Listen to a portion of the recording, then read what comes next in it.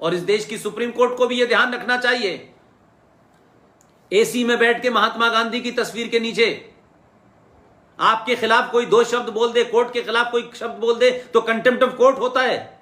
लेकिन इस देश में भारत की सेनाओं के चीफ को कोई सड़क का गुंडा बोल दे तो उसके ऊपर कोई कंटेम्प्ट नहीं होता। तो जज साहब की तो शान इतनी है कि उनका कंटेम्प्ट हो जाता है, लेकिन सेना के चीफ के बारे में कोई राजनीतिक दो कौड़ी का बोल दे तो कोई फर्क नहीं पड़ता है। तो सेना का सम्मान सबसे कम है, जो एसी में बैठते हैं उनका सम्मान बहुत ज्यादा है। उनका सम्मान सम्मान है और इनका सम्मान नहीं है। तो ये जो पाखंड है हमारे देश में, ये समाप्त होना चाहिए। अगर सेना का इस्तेमाल बाढ़ के दौरान, भूकंप के दौरान और सुनामी के दौरान करना है, तब भी आप ये चाहते हैं, तब भी आप दखल देना चाहते हैं। सेना इस काम के लिए नहीं बनी। कोई एक आध बार ऐसा हो जाए तो ठीक है, लेकिन आए दिन सेना का इस्तेमाल इसलिए करते हैं आप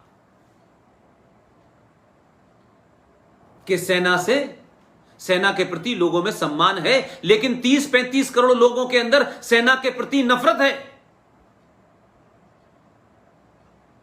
हमने तो इस देश में ऐसा भी देखा है कि सैनिक जब बॉर्डर पर 1965 में लड़ने जा रहे थे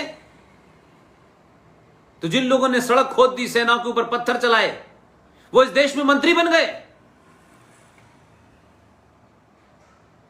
और मंत्री बन के बताते हैं कि कारगिल के युद्ध में मुसलमानों का रोल था। वो सेनाओं में ये ढूंढते हैं, वो करोड़ों की जमीन हड़प कर जाते हैं, उसके बारे में कुछ नहीं होता है। जिनके पास 2.5 बीघा जमीन थी, आज वो करोड़ों जमीन के मालिक हो गए क्योंकि नेता बन गए। तो हमने सैनिकों के लिए कोई स्पेस ही नहीं छोड़ी है। इस राष्ट्र को बचाने वाली ताकतें हमेशा कमजोर कर दी गई और सत्ताओं ने किया उनको। देशद्रोहियों को सत्ताओं ने ताकत दी, अपने अपने स्वार्थों के कारण दी। अगर आप भारत की पुलिस को प्रोफेशनल बनाएंगे तो वो भी किसी मां का बेटा है, वो किसी मां का पुत्र है, उसमें भी शौर्य की कमी नहीं है। लेकिन पुलिस में भर्ती, पुलिस में ट्रांसफर किन चीजों पे होता है, किन बुनियादों पे होता है? आपने थाने बेच दिए हैं। यह थाना 1 करोड़ रुपया देगा एक हफ्ते में, तो इस पे दूसरे टाइप का एसएचओ लगेगा। सरकार बदल गई तो एसएचओ कोई किसी जाति का होगा। इसलिए वही पुलिस वाला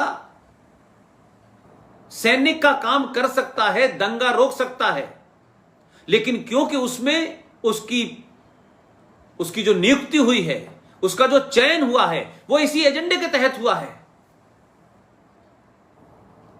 लिहाजा भारत की पुलिस को प्रोफेशनल बनाइए। जात और मजहब के ऊपर नहीं होगा। एक मजहब के लोग होंगे तो कश्मीर में गोली नहीं चलेगी, और किसी धर्म के लोग होंगे तो पूरे पंजाब में आप हजारों बेगुनाहों को मार देंगे तब भी कुछ नहीं होगा। लेकिन कश्मीर में आप कहेंगे नहीं, मस्जिद पे गोली नहीं चलनी चाहिए क्योंकि मस्जिद पवित्र है, जो कि इस्लाम के हिसाब से पवित्र नहीं है। लेकिन हरमिंदर साहब पवित्र नहीं था क्या? तो हरमिंदर साहब के अंदर तो आपने टैंक तक घुसड़ दिए, लेकिन कश्मीर के अंदर इस्लामिक मुसलमान जिहादी जो आतंक मस्जिद की आड़ लेके कर रहा है, मस्जिद से गोली चला रहा है, तो वहां गोली नहीं चलाएंगे। तो ये जो पाखंड है, ये खत्म होना चाहिए। इसलिए देश में इस बात के लिए भी जागरूकता होनी चाहिए कि 1962, 65, 71 ये जो युद्ध हुए, इन युद्धों के बारे में आज जब हम पढ़ते हैं, देखते हैं, सुनते हैं, आज भी भारत में ऐसे महिलाओं से मैं मिला, ऐसी माओं से मिला, बहुत सारी ऐसी बहनों से मिला जिनके पति आज भी पाकिस्तान की जेल में मौजूद हैं। क्या हमने इसके लिए कोई कोशिश की? क्या इसके लिए हमने कोई मुहिम चलाई? और हम किस मानसिकता और किस जहनियत से लड़ रहे हैं, यह सोचा कभी हमने? पाकिस्तान रेडियो में कई भारतीय फौजियों के नाम लिए गए थे उस जमाने।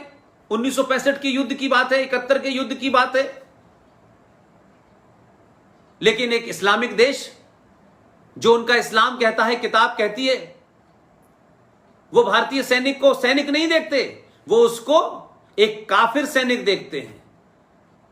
एक काफिर जिसका कत्ल उनकी किताब के हिसाब से जायज है। इंसानियत का पाठ पढ़ा करके विज्ञापन करने वाले लोगों ने हजारों ऐसे लोगों को मारा।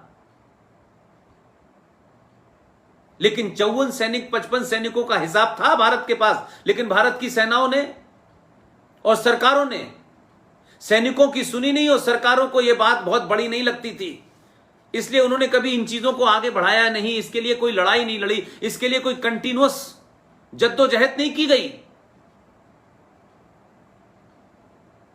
लेकिन किसी नेता का या किसी नेता की बेटी का अपहरण हो जाए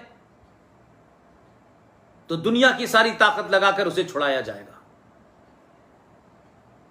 लिहाजा मेरी इस संगठन से जुड़े हुए लोगों से, और जो लोग भी मेरी बात सुन रहे हो, वो उन मुद्दों को उठाएं।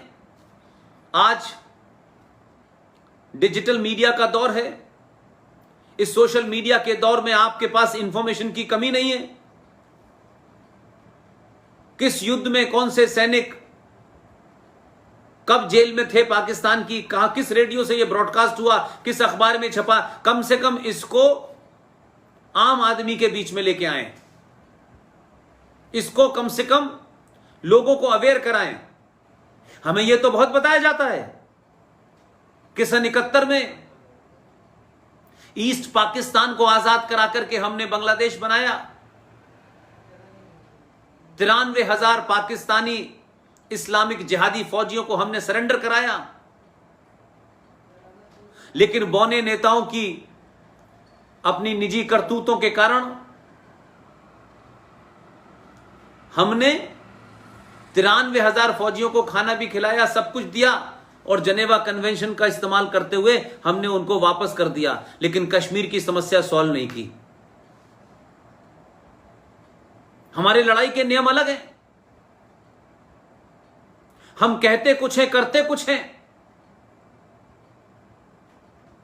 हम फौज को भी आदर्शवाद से चलाना चाहते हैं। हम फौज से भी कहते हैं कि आपको शांति का पाठ पढ़ना चाहिए। फौज शांति का पाठ पढ़ने नहीं गई है। फौज का मतलब है हथियार, और हथियार का मतलब है दुश्मन, और दुश्मन ने मुंह खोला तो गोली। उसको शांति से कोई लेना देना नहीं है। लेकिन हम अपनी कायरता छुपाने के लिए और अपने राजनीतिक एजेंडों को पूरा करने के लिए फौज का इस्तेमाल भी इस काम में करते हैं। लिहाजा मुझे लगता है कि कश्मीर में जब तक एक एक जिहादी मुसलमान आतंकवादी जो भारत की सेना को गाली देता है, जो भारत की सेना के ऊपर पत्थर उठाता है, जब तक वो नस्ते नाबूद नहीं हो जाते, तब तक वहां आसफा लगा रहना चाहिए। इसको राजनीति का मुद्दा न बनाया जाए, और किसी सैनिक के ऊपर एफआईआर होगी या नहीं होगी, यह सिविलियन अथॉरिटी तय नहीं करेगी, क्योंकि वो सिविलियन भी तो जिहादी है। जब सत्ता के शीर्ष पे बैठी हुई मुख्यमंत्री, और वो मुख्यमंत्री जो पहले था, जब ये सब जिहादी हैं, ये सब आतंकवादियों के साथ खड़े हैं, इन्होंने ही आतंकवादी पैदा किए हैं दिल्ली को दबाने के लिए, झुकाने के लिए। ये मक्कार अपने मुंह पे मुखौटा लगा के कश्मीरियत, इंसानियत और जमहूरियत की बात करने वाले लोगों ने ही तो वहां की भारतीय फौज को मरवाया है। ये चाहते हैं भारत के लोग उन्हें अपना टैक्स से उनको पालें। ये चाहते हैं कि यहां का जो आतंकवादी है उसको न मारे। ये चाहते हैं पाकिस्तान के आतंकवादी से वो लड़ता रहे और फौजी मर जाए। फौजी उनके लिए मरने की एक चीज है। लिहाजा उस पूरे कश्मीर वैली में उस मुसलमान जिहादी के अंदर उस फौजी को लेके कोई सम्मान ही नहीं है। उस फौजी के मरने पे खुशी मनाई जाती है। और आतंकवादी के मरने पर शोक मनाया जाता है। सत्ता में बैठे हुए लोग रोते हैं। इसलिए मैंने कहा कि ये नैरेटिव बदलने चाहिए। ये जो मुकदमों का मामला है ये खत्म होना चाहिए।